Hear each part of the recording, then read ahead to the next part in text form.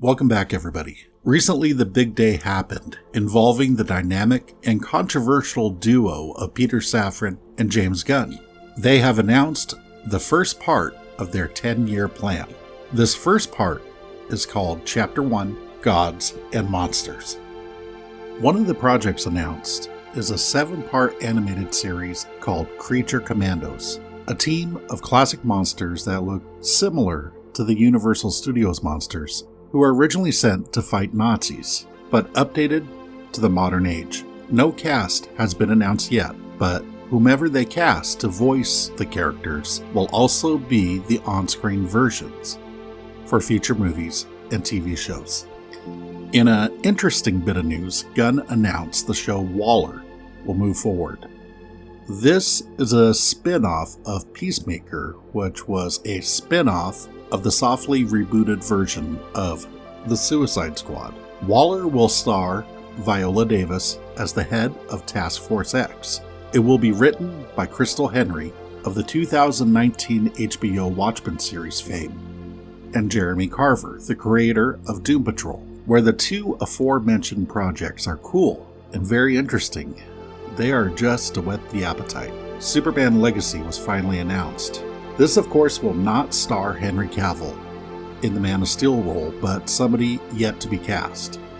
This Superman will be sort of the grand opening of the DCU, where Creature Commandos and Waller are more of a soft opening. According to Safran, this will not be another origin story, but instead will focus on the opposing forces of a Kryptonian biology and a Midwestern Americana upbringing. From the way they describe it, it doesn't seem like there's going to be a lot of darkness or edge to Superman, but more of the big blue Boy Scout, similar to the 1978 version, starring Christopher Reeve. There is a tentative release date of July 11, 2025. Next, we have learned Lanterns, which will be more like a True Detective and less the 2011 Green Lantern movie. Lanterns will follow Hal Jordan and Jon Stewart. No, not the Daily Show version.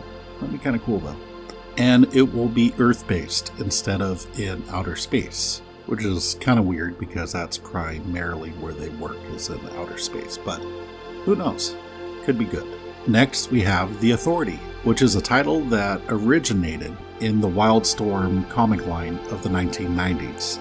I'm personally not really that familiar with it, but the description makes it seem like this will be a story of shades in gray, and not necessarily black and white heroes versus villains. There will be an HBO Max show called Paradise Lost, which will be a political and intrigue show based on Themyscira, kind of like Game of Thrones, but it's going to take place before the events of Wonder Woman. We have a new Batman movie announced, and it does not involve Matt Reeves and Robert Pattinson. It's titled The Brave and the Bold. It will have the Damian Wayne version of Robin. I'm still hoping they cast Aidan Gallagher as Damian Wayne.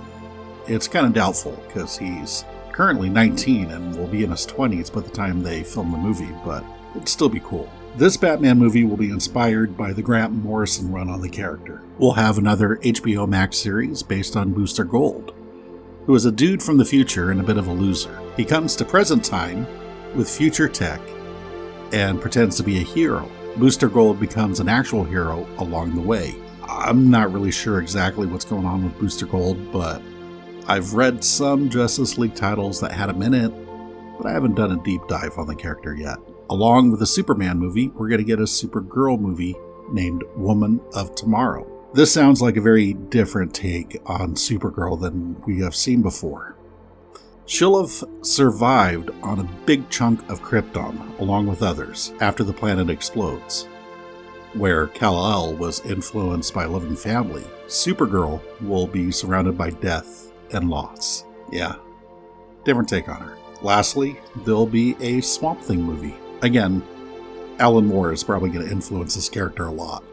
Some other things that Gunn and Safran have clarified is that there are going to be movies and characters that take place outside of the DCU timeline, and they will be referred to as Elseworld, much like the Elseworld comics. Movies like Matt Reeves' The Batman and its planned sequel, Todd Phillips' The Joker, and The Joker 2, Folie à Deux, and Teen Titans Go will fall under the Elseworlds category. Also, there will be a African American Superman movie that is still in development and will fall under this Elseworld title as well. I'm not sure if it's going to be Earth 2's Val Zod or Earth 23 President Calvin Ellis, aka Barack Obama. DC also has 4 movies still set for release from the previous regime.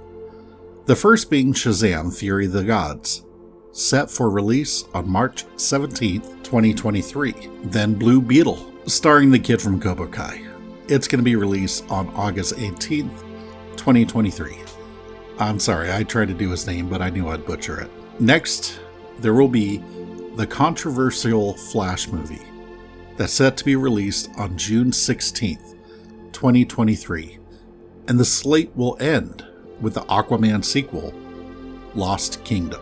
According to Gunn, Shazam exists in its own bubble, despite the first movie having many references to the Justice League and Superman. It appears the Flash movie will fulfill the purpose it was designed for, and that is to be a reboot of the DC film universe. James Gunn describes the film as effing amazing, and also referred to it as one of the greatest superhero movies ever made.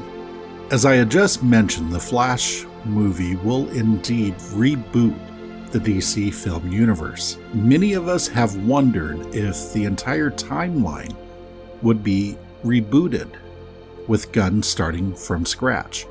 And basically the answer is, sort of. Superman and Batman will be rebooted without Henry Cavill and Ben Affleck. But characters like Amanda Waller and Peacemaker will stay a part of the DC cinematic universe.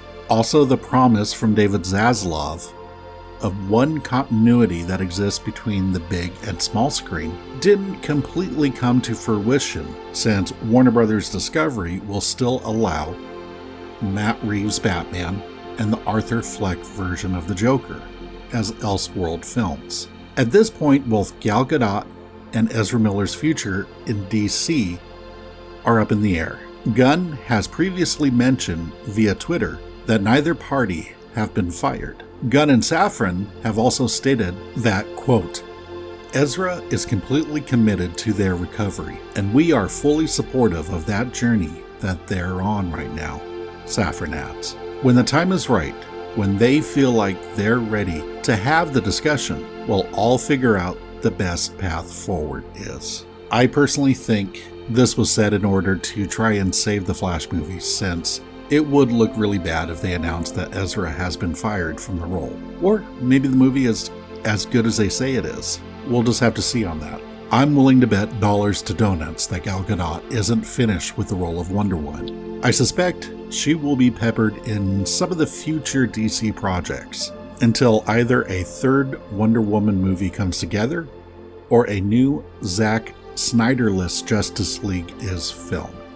I think that this isn't a bad plan. Love him or hate him, James Gunn has figured out a way to reboot the DC universe and still save the Oscar bait films like The Batman and The Joker. From this announcement, we know without a shadow of a doubt that Henry Cavill will not be involved as Superman, despite a great fan reaction to Henry in that role. I think that Cavill's reputation of being difficult to work with is most likely the reason for him being asked not to continue the role. I'm not terribly surprised that what can be described as the Gunverse wasn't rebooted.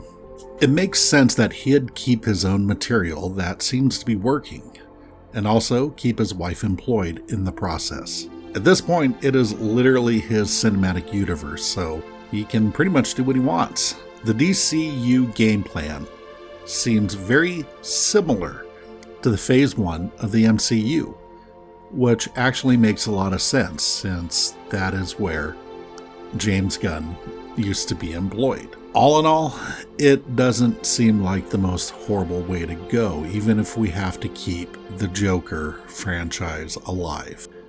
But of course, that is just my opinion, and I would love to hear yours. Feel free to express yourself in the comments section. And as always, fare thee well, my friends, and take care. Cue the music.